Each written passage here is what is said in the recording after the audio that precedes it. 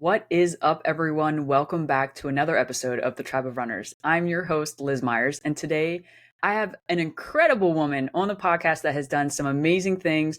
I was literally just telling her, I saw her post, was like, oh, I have to have it on the podcast. I asked, and you graciously said yes. And then I really dove into everything you've done, and I was like, holy crap, this is incredible. I'm super excited to have you. Thank you so much, Emily, for being on the podcast. Thank you, Liz, for reaching out. I am just really, really excited to talk to you. Yeah. Very cool. Very cool. Yeah, it'll be a blast. I know some of the things I've looked at, like FKTs, you have done so many. And that is the reason why I asked you to be on the podcast, because you just recently completed a new one, which we will get into. But you've done tons of hundreds, tons of 200s, FKTs. You had like so much vert last year, and it was insane. I can't even remember the exact number. I think it was like over 2 million, right? Right. Insane. So as a Florida runner here in the flat Florida, I think it is amazing and I have so much to learn. But before we dive into all things, tell us a little about like how you got into running. Sure. I dabbled in it like throughout my like high school and adult life. I did like track and field, but it was a social thing in high school. And I dropped out, I think, my senior year. And then a little bit later on, I was kind of getting into runs like 5Ks with a group of friends. Did like a Tough Mudder. And I remember going out for training runs and like running 4, 5, or 6 miles was a really big deal to me. And just feeling really proud of myself. And that was what I was training for. And ultra running was not even in my sphere of knowledge. And then I got into more like endurance hiking and just hiking big days back in like the Adirondacks where I used to live. And just like linking up mountains and still not really knowing much about trail running. I knew of some trail runners, but they were just kind of like wackos. And then I hiked the Pacific Crest Trail in 2016, so about 9 years ago. And after that, a friend I had met on the trail, encouraged me to sign up for an ultra, and it's a pretty typical path for a lot of thru hikers getting into trail and ultra running. Just kind of a convenient way to spend a lot of time outside, but still be able to have like a responsible job. So I ran a 50K, and then soon after that a 50 miler, and then a 100 miler, and it just became this like, I had no idea that I was capable of doing something like that. But then I also was like welcomed into this broader community of like, oh, we all do that. It's super normal here. Join the party. And just was like, well, if I could do that, I wonder if I could do this. And it just became this like, as an adult in my very early 30s, like learning a new skill or learning that I could do something so different than I ever expected. It was just this incredible feeling. I love being an adult and learning new things or learning to do new hobbies. And you just never have to stop doing that. So, yeah. And then it just kind of catapulted from there. Yeah, that's incredible. So it's, typical journey, but it's through hiking, which I do love. And I feel like a lot of through hikers are now coming to realize like ultra running is something you can combine the two and do both of them and be very successful and enjoy it just as much with a little bit of quote unquote pep in your step, which is really, really cool. Yeah, that's one of the cool things. Like I love hiking. I like backpacking truly more than running. So many times I'll be out running a route or like doing an FKT, and I'll see other people out there, sitting and, enjoying the sunset or setting up their tent. And I just wish I was with them. And sometimes I tell them that, like, I wish I was doing what you're doing. And sometimes they wish they were doing what I'm doing. Like, I've been the backpacker who sees a trail runner come along and I'm like, you're my people, take me with you. It's so totally acceptable and enjoyable to love both. But if I had to pick one, the backpacking would be it. But that said, it's just yeah, being able to run on trails, it's not about like rushing through anything. It's just more about moving your body in the wilderness or in the environment in a different way, and feeling strong. So Yeah, definitely, definitely. And I can completely understand. I've done a little bit of hiking, nothing in comparison, but wanting to be running and see a hiker and go, gosh, I wish I could just sit and enjoy the scenery. Because that's what we all do love about ultra running. I feel like there's so much more to it, but it is completely different. But at the same time, you do both, which is awesome. And I can imagine it's hard to delegate. Do I run today or do I go hike today? except for times like now where I'm in like like a massive recovery period, which happens very rarely, and I'm just kind of like marinating in this, like I'm a hiker now. Yeah. I'll And run. that and that's completely deserved. You definitely deserve to like rest, recover, because you did a huge, huge thing. So before we get to that FKT, you've done so many FKTs. I looked and scrolled and scrolled. I was like, oh my gosh. So I have a question. Out of all of them you've done, aside from the newest one, which is your favorite? Oh no.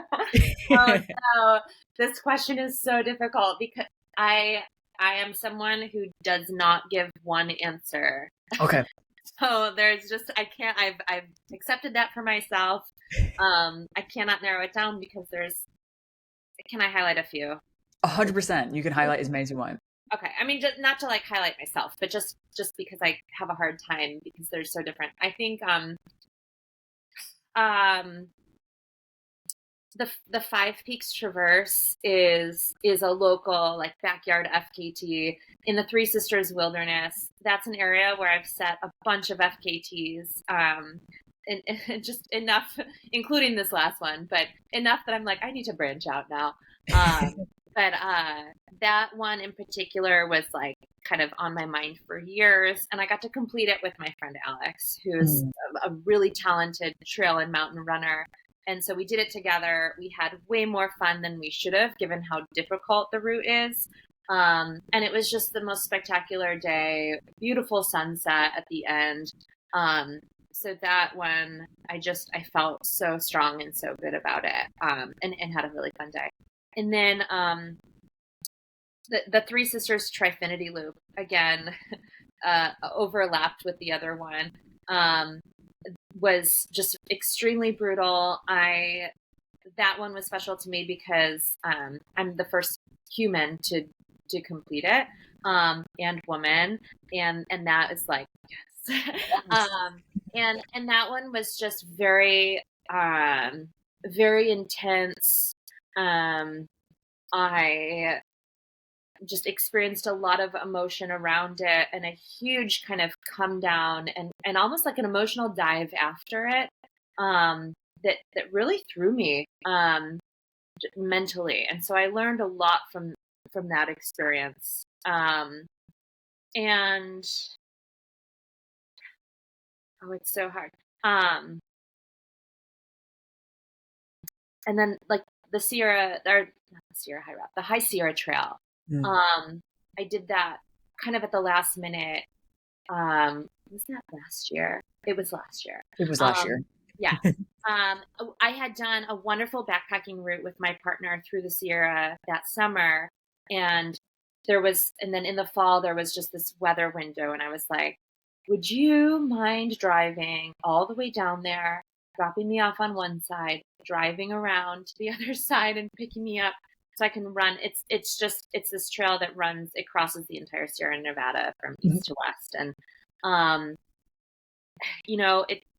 I didn't have the most enjoyable day, but it was just like a reprise of the best backpacking trip I had ever done. Just to go back to that mountain range one more time. It is my favorite range by far. I don't know how it couldn't be. Um, so uh, that was just really special. Yeah, yeah.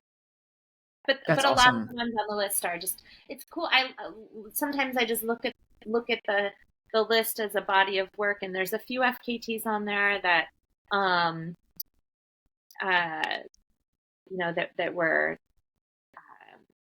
really difficult, and there's some that were just really scenic, and then there's a couple that I just put together kind of for fun that aren't necessarily spectacular routes, but were meaningful because of like who I did it with, or because I remember like how I was feeling that particular day and what got me really fired up. So I think it's a cool FKTs are kind of a neat venue, not just for like the big names and the huge speed efforts, um, but you're kind of racing against ghosts or setting the first time on something and then waiting for someone else to do it, because like for me that really feels good when I see someone. I don't feel like they've taken anything from me, because we're trying to raise the bar. So it's Mhm. really exciting to see, oh, someone went back and did it. um and especially when it's a route you created or something. Anyway. No, Yeah. that's awesome. That's awesome. And I think FKTs are like becoming more popular, which I love. I wish I would schedule myself a little less busy so I could go do some here in Florida. I kept saying I was going to. There's a few of them out here, but one of these days I'm going to go do a couple FKTs before I actually leave this state. But I think it's super awesome. You've created so many, which I've looked through and it's super, super cool. And like another question I have before we get into the new FKT is you've Yeah. raced a ton of races as well. So with doing both, do you have a preference, and like why and what is your preference between like an actual sanctioned race and then FKT? Yeah. Oh, that's such an interesting question. um because right, they are so different. And so some of the FKTs that I've done um have been like as like part of training for a race. Like Okay. I need motivation to do a long run. I don't like doing runs that are over like 19 miles. I have I say that like I've done a lot of runs over 19 miles, but just like training run wise, like I have a mental block getting out the door if someone's like 25-mile run, and it just seems really massive. Because it is that is a long long way to run. Um and so sometimes I will just be like, okay, you're going to go for this FKT, and that will get me to do it. Um, but which I'd rather do. I always think to myself, how do I say this? Because, um, like, one of my like deep desires is to be a sponsored runner, right? And if I say I don't like racing, what does that do for me? Um, I don't love the anxiety that comes with racing. I Mm. don't Mhm. love the pressure that I feel when I'm like, am I going to be competitive in this race? Who am I running against? Like, why am I doing this? Will I still feel the joy of it, even though I'm trying hard? When I try hard, I know it's going to hurt more. Um, and it's not that I don't try hard in FKTs, because I do. It's just it's a lot less pressure in some ways. And it depends. For racing, it depends on the race vibe and the community. And some races you go in and you feel just like enveloped into this happy moment, and then others can be really intimidating. I think I think they complement each other, and I Mhm. think honestly between doing backpacking routes and FKTs and races, I feel like that makes me pretty well rounded. Oh, Um, for sure. and FKTs are they're not always all about speed. Like some of the routes that I've done are truly like more technically difficult, or dictated by like in time completion by certain things, which we'll probably get into. So it's not all about just like pure speed. So I Mhm. like that FKTs can have that element Yeah. that's more of like problem solving and figuring out a puzzle. Yeah, I feel like from what I've seen and heard from people, they're more like strategic logistics. You have to do a lot of planning, which I'm sure we'll kind of get into too. And don't get me wrong, races are the same thing, but it's just a little different. Sometimes you have no support and you do it all by yourself. Other times the support you have is the people that you have to talk into doing it and helping you. So it's not, as simple as, oh, I have all of these aid stations out there that I can hit. Mm-hmm. Very cool. Very cool. So, let's get into this FKT. So, it is the Oregon Volcanic FKT. Is that what it's named at? It's yeah, the Oregon Volcanic Skyline Sky. route. Yeah. Okay. Very cool. Very cool. And tell us about this. Where did it come from? How did you decide? Let's hear all the good things. Yeah. It came from um, just my experiences living here. At the end of the day, it's been kind of a long time coming. It is a summation of the past 9 years of my life, at least. It feels basically like um, it was like the best way to make a project that like put all the pieces together, and I mean that like both physically and emotionally. So the route itself, originally I had dreamed it up to be border to border, all of Oregon from Washington to California, mainly on the PCT, or kind of primarily on the PCT, and then adding all of the volcanoes in what is considered like geologically the Cascade Volcanic Arc. So, Okay. kind of in the Pacific Northwest, we have um, like part of the geography is just this whole lineup of volcanoes. Rainier is like up north. There's other ones north of that, and then down to like Mount Shasta and Lassen in California. The ones in Oregon, it's just this like almost straight line. So um, I kind of pitched the idea to FKT, and they didn't want it to overlap with the PCT FKT too much. So I edited it. Instead of going border to border, I just started at the northernmost volcano, which is Mount Hood, and it went down to the southernmost volcano, which is Mount McLaughlin. And then there was a total of 15 peaks that I just pretty much included based on their prominence and their elevation and like their kind of aesthetic to that main line. There was a few kind of nearby, but they would have required just a lot more time and distance away from that aesthetic line. So and then also just living in Bend from when I first moved here like 7.5 years ago, driving through town, you can just you see like if you're headed north or south, you see the line of volcanoes. It's you know you just see them popping up in the distance. And on a clear day from the summit of Broken Top, which is my favorite, here outside of Bend, you can look left and right and see the entire lineup, Mm. the whole route. And I just think that is the most beautiful thing, because we don't have a mountain range like the Sierra here or like the North Cascades or the Adirondacks, but we do have this like lineup of volcanoes, and they're so different. They range, I mean, class 5 technical climbing, snow and ice climbing, and like, horrible volcanic chossy, crumbly rock climbing, to just straight up hiking on a really nice trail for a couple of them. So,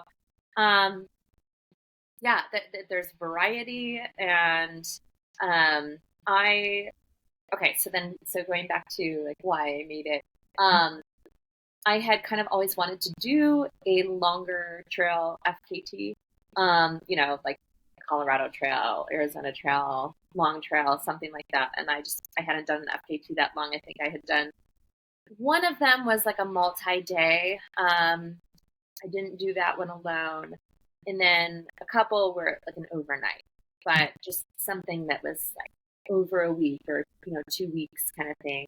And I also really hadn't done much in the way of supported FKTs. I've Mm. always been curious because a supported FKT can be as simple as like, um, you know, someone giving you food, all the way up to like having a whole crew with a van and a physical therapist along the way. It's so I kind of did get that whole experience actually. But yeah, so I wanted to do something supported and longer.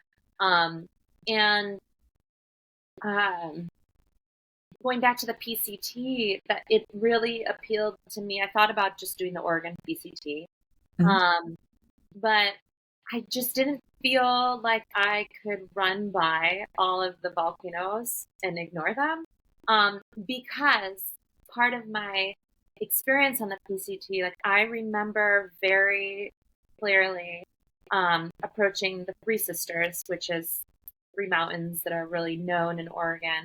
and seeing this sign that said Devil's Lake to the right. And I remember just thinking, oh, that sounds really ominous, Devil's Lake, and wondering if I would ever come back to that spot. And there's this massive mountain right in front of me and then two more behind it. And I just remember thinking, like, will I be back here? Fast forward to today, and I've climbed like that mountain 40 times, and I know exactly where Devil's Lake is. It's beautiful, and this is my backyard. This is where I run and train, and I love this area. I've been back to that sign, and it's just really special. So I I started to think, like, how could I integrate wanting to run across Oregon, but also climb some of these mountains. And I started climbing them. I kind of came in as like a thru hiker, turned into an ultra runner, and then started climbing peaks. My partner today, the way we met was he owned a company that was promoting a new product, and it was focused on the peaks in Central Oregon. So he had seen that I was like a local trail runner. I was out about in the mountains, but I wasn't a climber, and he had, asked me, do you want to do this project? And I thought, well, I've never gotten to, run or hike or climb for anybody. That sounds really cool. Obviously I'm in. And I had a big crush on him too, so that helped. But so I did that project and ended up climbing all of the peaks, which there was like a lot of like low fifth class. It was way outside of my wheelhouse, but it was just something that I dove into and found that I had some skills in, like soloing and scrambling and being on this like higher consequence exposed terrain.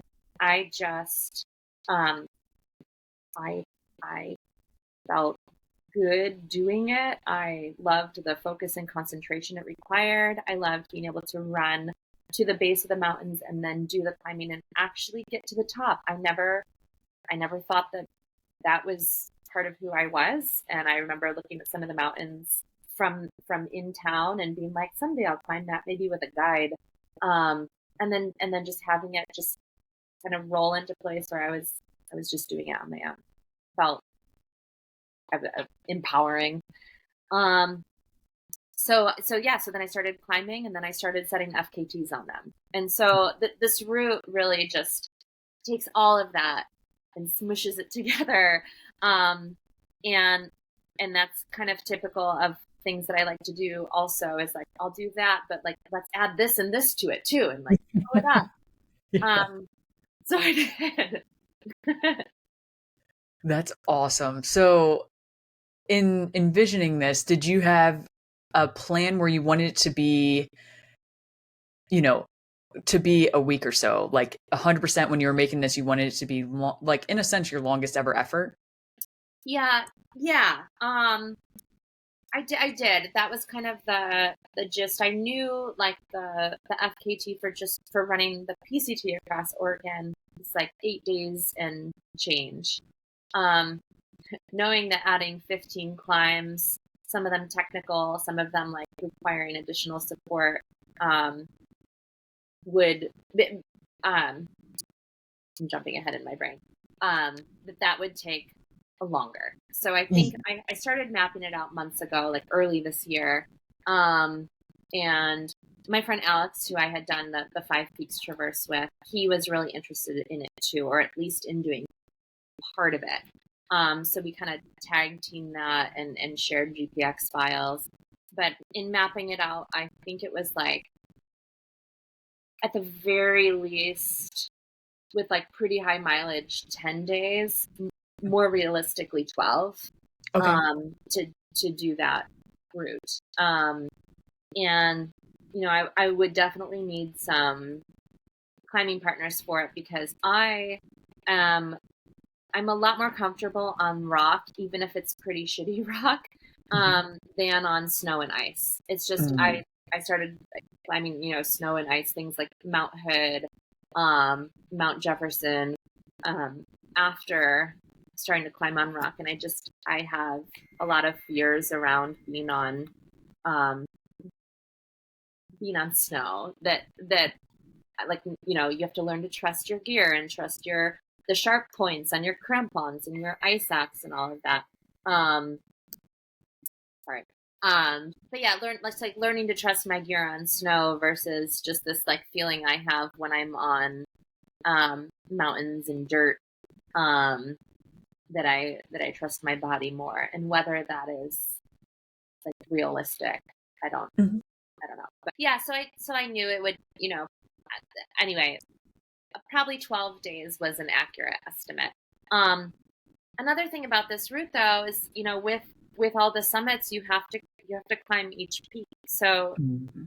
like weather is a huge like logistical part. Like you can run for a lot of FKTs, most of them, you can keep running if it's raining, you know, that's not a huge issue. But for this one, I mean, these climbs are exposed, and I have been shut down from climbing some of these peaks by weather before. So the pace of the FKT is so heavily dictated by the weather that you have, and by things like wildfires, which Mhm. this is ramping up wildfire season right now, and you know it tends to get worse at some unknown point, it seems, every year and into like August and September. But there's definitely a lot of wildfire action, and there was this year in July. So that could even just shut down the route completely. So Mhm. just lots of unknowns in just like stepping up to the plate to start to Oh, start. for sure, for sure. And I don't think we've said this yet, but this, not trail, but course, I guess the Yeah, FKT, the length is 420 miles. it is. Yeah.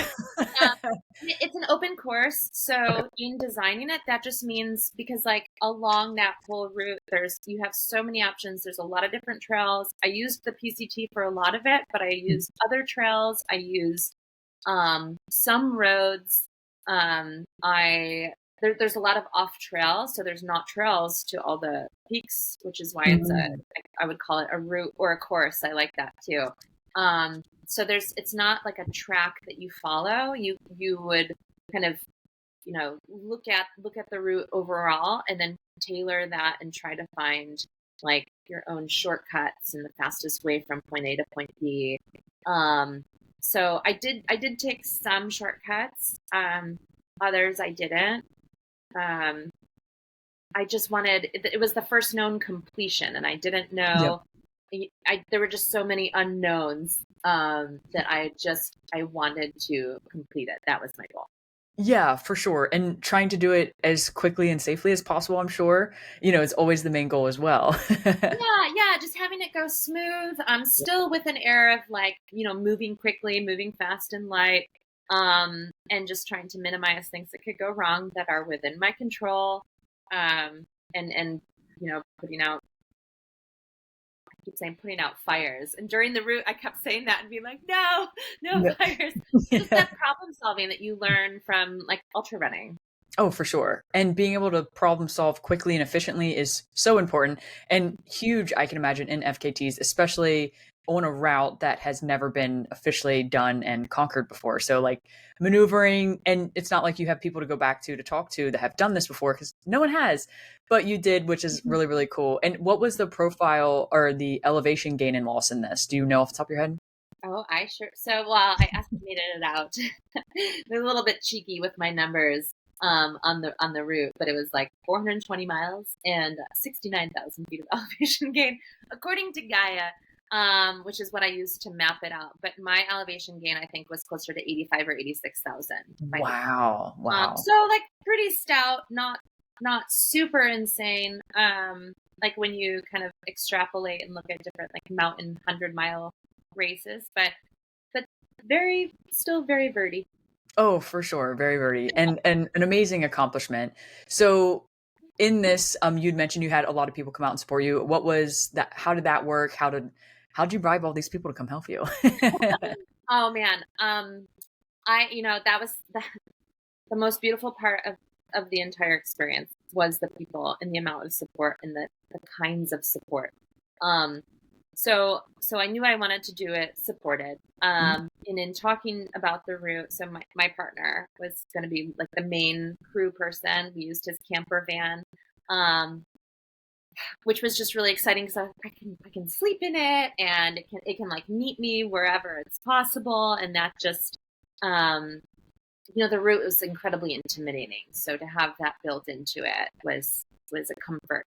And then my good friend Ashley Winchester, who is kind of the original queen of FKTs, and an extraordinary woman. She, before I even asked her, she was like, "I want to crew you for this." So she and Dan were the two main crew people.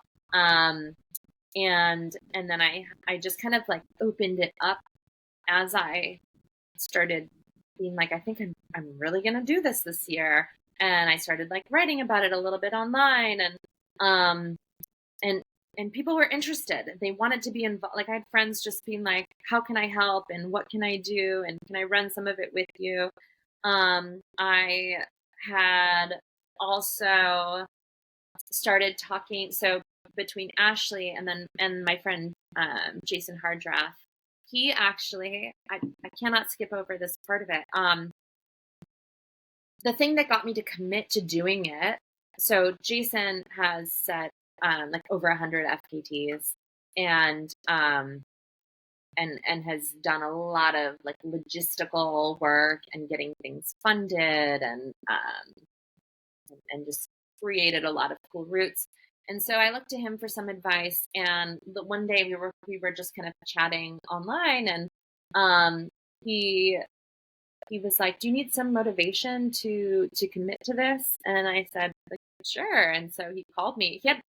He was teaching in one of his gym classes, and he had been on a break, chatting a little bit, and and he was like, here's my class, like talk to them, because they have seen him do really big things. They have, like, he's put out a couple of films. They know kind of like what FKTs are and what the volcanoes in Oregon are like. He's in Southern Oregon. And so I got to chat with them, and they were very encouraging and excited, and they gave me advice. And he was like, "Should she do it?" And they're like, "Yeah." I'm like, "Oh no." Oh no, now I have to. Like, you can't let the kids down. So that was kind of what had me committed. And then I got really scared, like, oh gosh, now I've really done it. So anyway, so there is that. And then he also kind of helped me start to think about how I might get financial support. So I pitched the whole route. I made some pitch decks, sent it to some companies, and basically the lesson is you're gonna get a lot of no's before you ever get a yes. And some yeses might be like, yes, but we'll give you this. We're not going to give you exactly what you asked for. And I was prepared to kind of drain my bank account to make this happen. And I was just very happy for the things that people and companies were willing to to give me. I got a huge discount from Peak Refuel. That was really important because I was able to like get a lot of high protein meals. And I am a Speedland athlete, so that's all my footwear. They were incredibly generous with gear, with clothes, and hats and shoes for me, and shoes for my partner Dan. And our athlete manager showed up to the start, and I had my teammates. So Ashley is also a Speedland runner, and my friend Lindsay. They both showed up for me in huge ways, and during the effort. So that kind of support is so incredible. And then just I didn't get any of the money, and the money was really like gas for the van to drive all around for an estimated 2 weeks, to help shuttle people if needed, and food. Those were like the two big, and a couple like little line items that I had included, like permits. But really gas and food for me, but food for everybody involved, which was a lot more than just my food. I just really wanted to be able to feed the people who came out, and who took their time to be there. People took time off work and drove various distances, and so it was important for me to at least be able to do that. Nobody's getting paid to do something like this, including me. So I vastly, grossly underestimated the cost of doing something like this. So what happened next, I am incredibly grateful for. Someone had suggested that, in knowing that I wasn't able to secure any like strictly financial funding, they were like, why don't you just post your Venmo? And that horrified me at first, because I don't ask for money to like do the enjoyable things I want to do, or generally for like race entries or travel or anything like that. And I don't have anything against anyone who does. I just it just felt like, oh, like I don't want someone to pay for this. Like let a company do that. Yeah.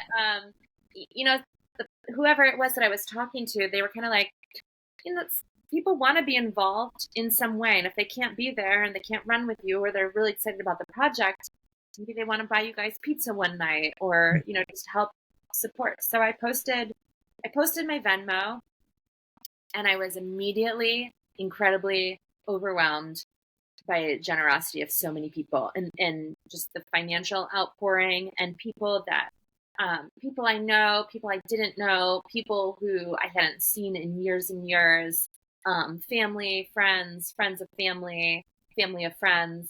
And they were so excited for this route. I didn't know if people would care about it. I didn't know if it would make an impact. And people were just so excited to see this be attempted. And again, like writing me messages, like, I wish I could be there, or I wish I could do something like this, or telling me that I had made an impact on them already. And that, like, to read something like that is just like such an incredible feeling, and a huge motivator. So I way under budgeted, and then with the Venmo, I also had an anonymous, known to me but not to anyone else, a donor, say, I'm gonna contribute this much and match like up to this number, and that just really made it happen. So reached the goal, which is really good because I had not budgeted for a lot of things. Big learning experience when you're doing an effort that massive. There were just a lot of things that I hadn't accounted for. So major support. And then just throughout the route, everything from people who ran with me, walked with me, examples like my friend Eric came out at 10 p.m. and met me and Ashley at a trailhead when we came out after a climb, met us with lemonade and snacks. Came out again, people like bringing things to help, the coolers and ice packs and massage guns, those recovery boots. My friend Mike and his girlfriend Lucy came out and cooked fajitas one night for everybody. And it was his birthday the next day. He came and ran a ways that day, and just just people showing up. The messages on my inReach of like just motivation, and I'm cheering for you, like just really incredible to be on the receiving end of so much. I think the only other time I felt that like enveloped in love and support is like walking down the aisle at my wedding years and years ago in another life. But I just remember feeling a similar way, like these people are all here for me, and because they love and support me, and just a really cool experience. Yeah, that's incredible. And I'm so glad everything worked out and that you had the people around you. And it's awesome to hear that before you even started this, you were inspiring all of these people, that they had all of the faith and, everything you could think of to support you in any way possible, whether that be through helping with donations or coming out there to cook you some fajitas, which is awesome. And it just really shows this community. So I love the community. That's half the reason why I started this podcast. I get to meet cool people like you and ask you tons of questions. But, you're showing just through like a simple ask, maybe something you didn't want to really do, but you did, and how much it affected the opportunity for you to go do this FKT, which is incredible. It's so made it possible. I would not have attempted the FKT without it being supported. I mean, a very, very crucial piece of support was the friends who came and did some of the climbs with me, because the nature of this FKT too is there's no one perfect time of year that all of those peaks are ideal to climb at. So like, later in the year, some are completely dry, but then others, like, you really want snow, like on Mount Hood and Mount Jefferson, you want the snow on those, because they just become really difficult and much more dangerous without. So I had friends who, again, took the time to come out, hiked in from other trailheads to meet me on trail, and carried like 55 pounds because they brought camping gear, and climbing gear and my resupply, and then climbed with me and took their own risks. And, I am not a great alpinist. I don't have the rope skills, and I'm, usually the weakest link when I start touching snow. And I have friends who are very, very strong and talented alpinists, and they were essentially the guides to get me to the top of some of these peaks. Like, even though I've climbed them by myself, it was in not the ideal conditions or time of year. I would have liked to do them a little bit later, earlier. And also just the notion of doing them all in succession and running between them. Like, I had never done that before, so I didn't know, like, how will my brain be climbing? Like, like, what will my decision making, like, will that be compromised? Will I be exhausted? Will my legs be not as strong? Like, I didn't feel like it would be wise to just go and solo everything and attempt it alone. Like, this isn't the time for that. Yeah. So those people who came through on those, the route, I can say, would not have gone for me without the assists from those people. Yeah, that's incredible. And a team effort. Oh, for sure, for sure. And I can only imagine trying to climb up something. I am not a climber, but it sounds appealing. I've always been interested. I'm sure it's kind of like how you got into running, got into power, or got into, well, through hiking, then running, and then getting into the climbing. But you're right. I didn't even think about that. Mentally, I cannot imagine when you're a few days in, a few, probably 100-ish miles in, your body is fatigued, your mind's fatigued, having to actually climb up that. I never really even thought about that. That's incredible to think about. So it's awesome you had the people there to support you and get you through. Obviously finishing and getting through successfully, I'm sure, was a huge highlight. But is there any point within this journey of the FKT that was like one of the highest highs for you? I thought you were going with the lowest lows, and I was like, oh yeah. The highest, yeah.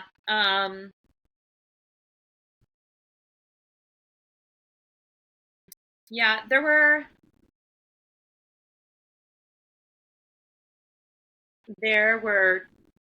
two. So there was a day earlier on, when my favorite peak, Broken Top. I skipped a segment and came back to actually do it on the final day. That was the Three Sisters Traverse.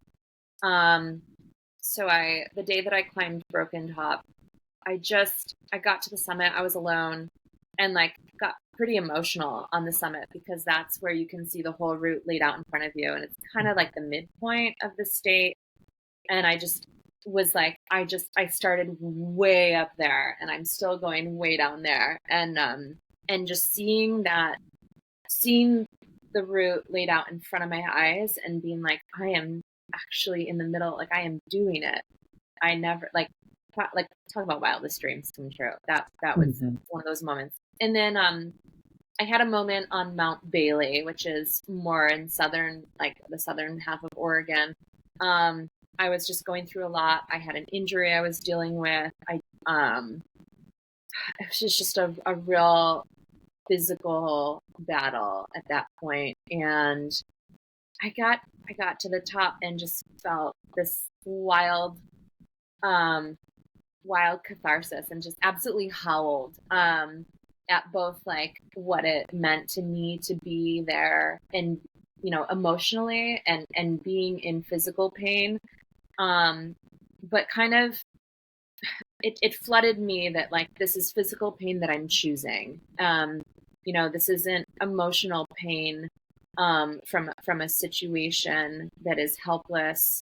And this isn't, pain just inflicted on me by another person. And in my history, I have that experience. And it was related to the PCT and to coming to Bend early on, and just being in a really bad, sad relationship. And so part of doing this route was also just, look at like how far I've come. And yeah, I'm in pain, but like, isn't it just wild and funny that I'm choosing it. Like this pain, I'm like, it's because of this incredible thing I'm doing, and I will choose that again and again every time. Yeah, So that's incredible. That was a cool. Yeah, such a different, experience to be, like you mentioned, going through some crazy stuff in personal life, I'm sure, is what you're insinuating, and yet you're choosing to do this thing that is causing you pain, but you're consistently pushing through because you have a goal in mind, because it's this huge accomplishment at the end of the day, which is very, very cool. And I do have to ask now, like, what is one of the lowest lows that you had out there, and how'd you overcome it? Let's hear how you overcame it. Okay.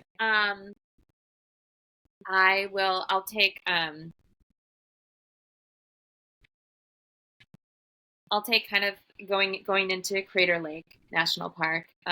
So there was like a road walk section. This is right after that Mount Bailey climb. And I had been going through some immense pain, some hip pain I'd never had before, and it had kind of been nagging the entire project and got worse and worse. But it got to be, for sure, the worst pain I've ever felt. I've never been in labor, but that, like, it felt like labor contractions, like from my hip, just radiating down my leg, and it was debilitating. Like I physically, like mechanically, couldn't move well, which was mind-boggling. But I just didn't know at that point. I was like, I've come so far. I've done all the, almost all the hardest climbs, and and now this, like, what? And it was just getting worse. A series of really amazing things happened. And I just had to, like, I got down from Mount Bailey. Ashley and Dan were my crew chiefs. They were both there. And they met me on the trail. And Dan set off to walk with me on this very busy highway to get over to Crater Lake National Park. And on that walk, I think I had probably three or four instances where we'd be walking, and all of a sudden I'd start to feel the pain come on, and it would get progressively worse to, like, 11 out of 10.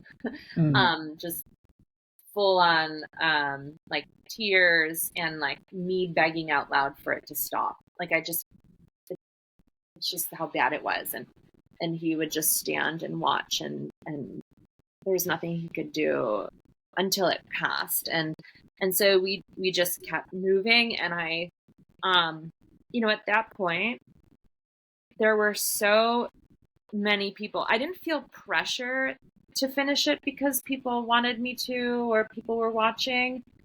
It was more encouragement to keep going. It was like, this is for those kids watching. This is for Dan's kids watching. This, and showing up for me for this event and so many other races. This is all my friends who are here to support me. Like, if I can get through this pain, like, they are all here. And so many people, that want to see this happen. And this is for the girls, right? Like, I want to be the first. It meant so much to me to just, at some point I was like, I don't care how long this route takes me. I have to finish it. This is for the women. I want to be the first person to have done this. Very meaningful. And I had my friend Greg in British Columbia that gave me a call and did kind of like an over the phone Reiki session with me, and kind of just more focusing on like mind body connection and the pain as I'm walking into like towards Crater Lake, which is just this like really beautiful, pristine spot. So there was something really cool about that energy. And then the next morning I did a remote session with a physical therapist who works a lot with PCT through hikers in the summer times. And she was very helpful in being very concerned about what it could potentially be, but giving me some direction towards an answer. And then that day, Ashley was there, Dan came back, and then two of my other friends, Eric and Levi, drove down to Crater Lake, which is 2 hours from Bend, and just to walk with me. I was on a walking program at that point. There was no more running happening, and I knew probably for the rest of the route there wouldn't be. But they walked to keep, like, there was some concern I could have like a femoral stress fracture, and that could, if that got worse, if I took a bad fall or landed wrong, like, that could be a backcountry emergency. And and they came down, and they were like my sentries. And there were some victories that day. Like, there was a bunch of road construction on the main road around Crater Lake, and the construction workers gave us the green light to like use the road and walk through, like, as they have their skidders and their bulldozers and backhoes going, and they're all like waving at us, like big smiles, as we're just kind of like walking through. And I'm like, they just haven't seen anyone in a while. But that was huge, because the route around that would have been just longer. And that day ended up being so difficult, but so like joyful at the same time. And so I think just pulling every like constantly for this route, using every technique I had mentally to get through something hard, and really leaning on the support that I had. Gosh, yeah, that it was so miserable. The pain was so high, but the love was all there. Yeah. And sometimes that's what you need, is the love to get you through things. And it sounds like too, like you remembering why you were doing this was huge. Like, you kept kind of going back to like, I'm doing this for A, B, and C, and I need to keep going. Not to mention you having the love and support around you to keep pushing you and encouraging you to go through. Yeah, because this is why I was like, she's gonna get this.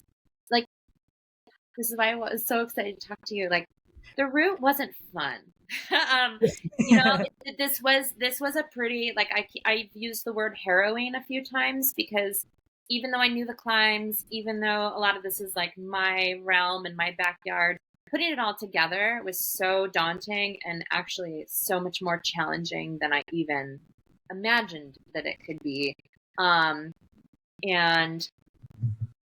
it was absolutely harrowing, and extremely difficult, very painful.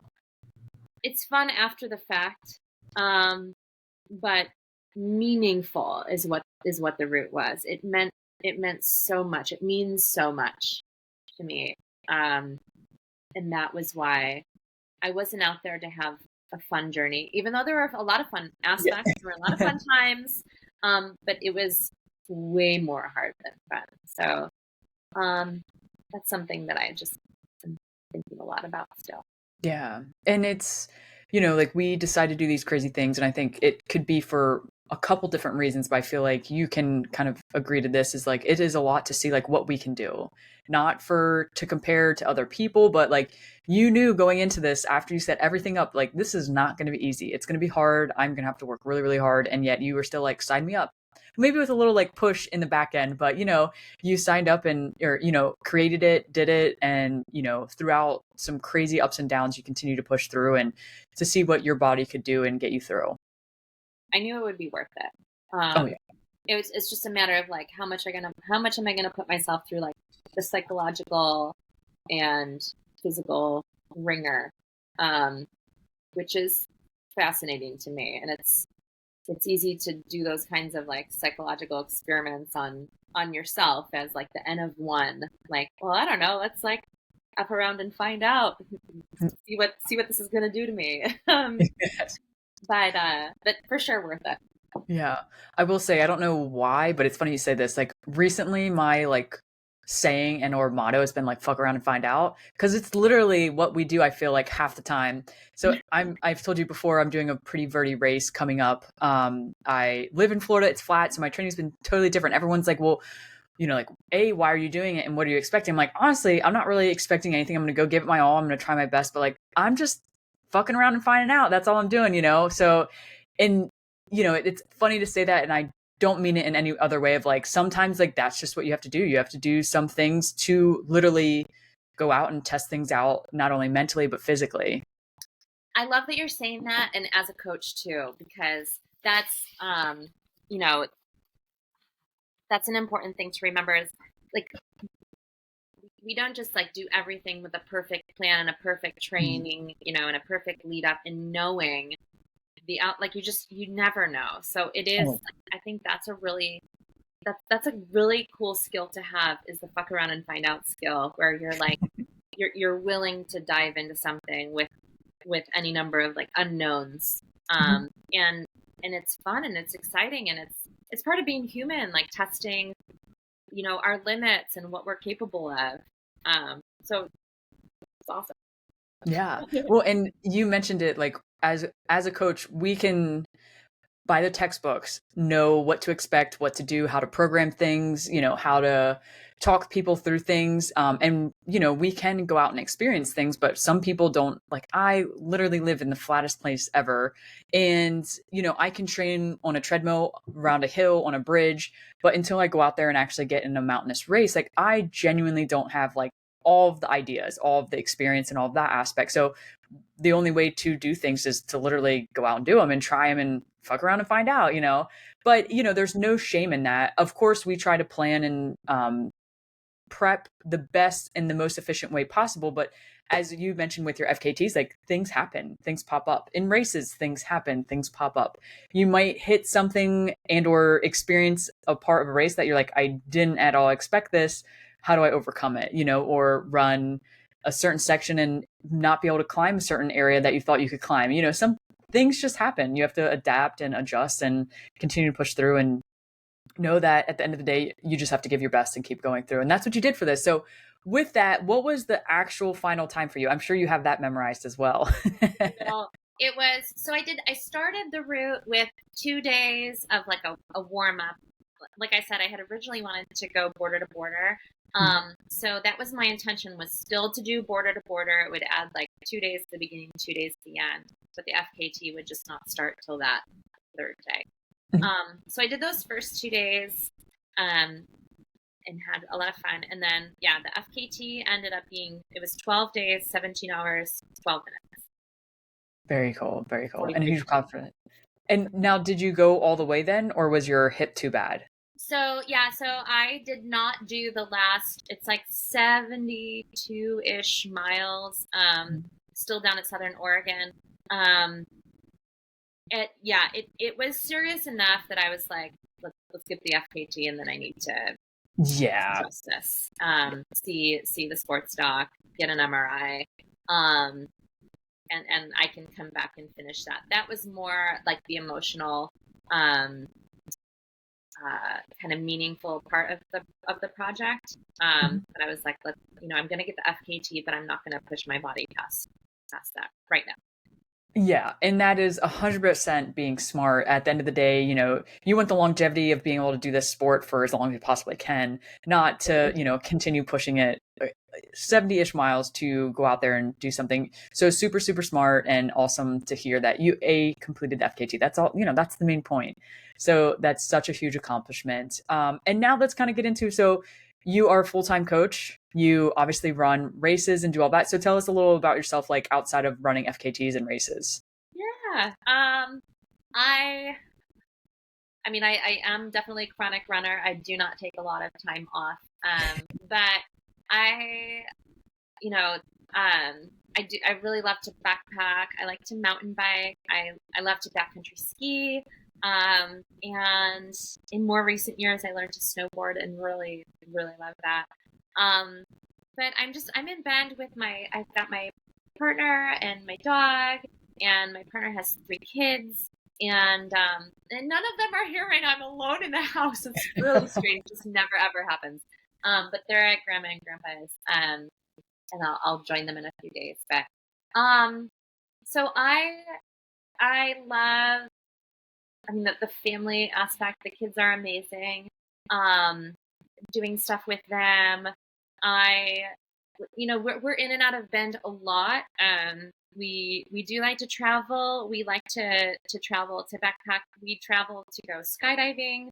Um, my partner also is really into surfing, and he does a little bit of scuba diving, and goes to punk rock shows, and so we'll kind of bounce around Southern California, or his parents in Northern California, and just do lots of trips. So we're in Bend.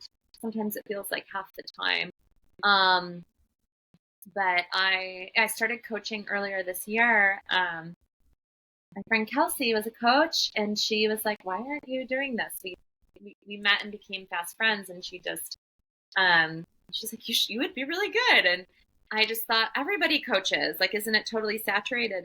And I mean, yes and no, but I was a psychologist years ago in what feels like a different life. And I mean, coaching was part of my studies. It's under the broad umbrella of psychology and behavior and motivation.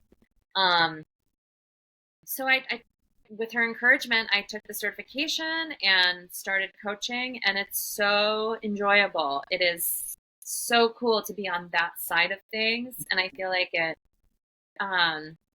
rounds me out better just in my own life, is that I am running. It's like being at a race and volunteering at an aid station. You get all the hype and excitement, but you don't have to do the physical part so much. And it still feels like a massively successful time being there. So,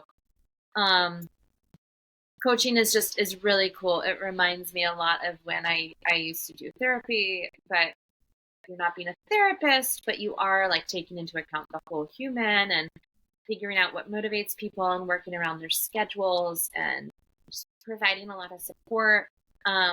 And there's an artistic kind of fun, creative piece of putting together training plans and not being boring. And yeah, it's really fun. So That's I'm awesome. doing that.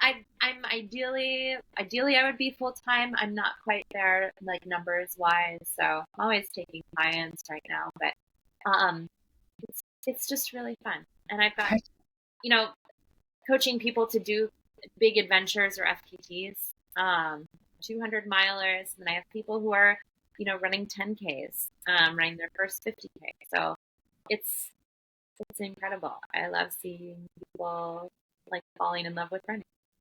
Yeah, no, I can completely understand. And I will have all of your links, your socials, your website, all that good stuff in the show notes so people can come and find you, because, just the little bit I know of you, the little bit of creeping, and then getting to chat and talk to you right now. You're an amazing human, and you've done amazing things, and just your personality, your spirit, your vibe, as everyone says it nowadays, it is amazing, and you're an amazing human. So I appreciate you taking the time to be on the podcast.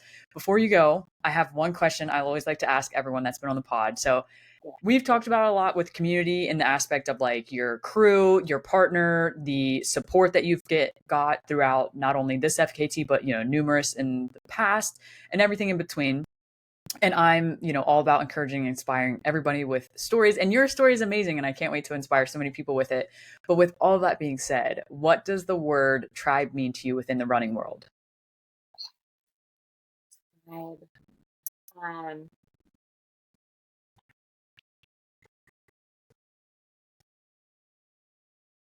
Ooh, that's such a good question.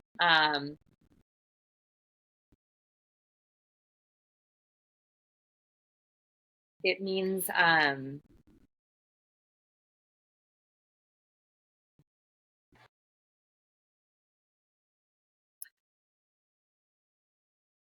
so like giving and receiving, just like unconditional, like love and friendship and support, and meeting people where they're at. Like I think of my tribe and just all these faces swirl around. But it's all like being open to other people and like like putting your arm around them and welcoming them in to the tribe. And it's not about, for me, it's not about like being exclusive. I feel like that can be a little bit intimidating in the running community. It's just feeling like there's already groups and little niches of people. When I think about my tribe and I think about like what that means, it just we have fun and we meet each other where we're at, and